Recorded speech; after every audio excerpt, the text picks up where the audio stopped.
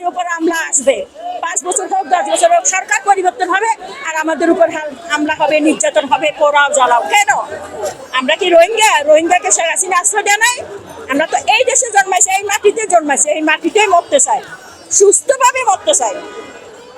আমাদের দাবি একটাই, আর আমাদের দুর্গাপূজার 3 দিন সরকারি ছুটি ঘোষণা করতে হবে। যদি আমাদেরকে এতই খারাপ লাগে হিন্দুরা না থাকলে তাদের সমস্যা, তাইলে 21 কোটি মুসলিম ভারতে আছে, ওদেরকে পাঠাই দেওয়া হোক। আমরা 1 কোটি আমাদেরকে সৎসঙ্গে মান সম্মান নিয়ে আমরা চলে যাব, সেইটা করা হোক। যদি তারা আমাদের উপর এতই যে গিরা, কেন বারবার আমরা এরকম হবো? কেন হবো? আমি 71 সালে যুদ্ধ চাইছি, আমার বয়স তখন ছিল 7 বছর।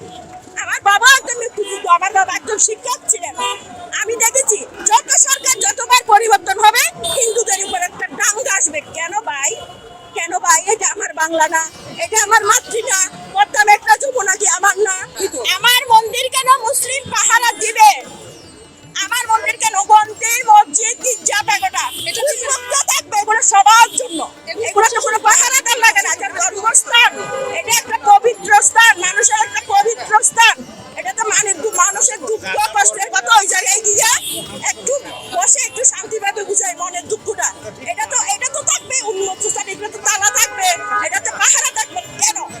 কেন আমরা কেহ দেশি মসজিদে পাহারা দিতে? রাষ্ট্রের দায়িত্ব, শাসনের দায়িত্ব। এই যে এই পর্যন্ত যত মসজিদ আর কি বলে মাজার, হিন্দুরা খুব সম্মান করে, আমরা ওখানে যাই, আমাদেরকে কেউ বাধা দেয় না।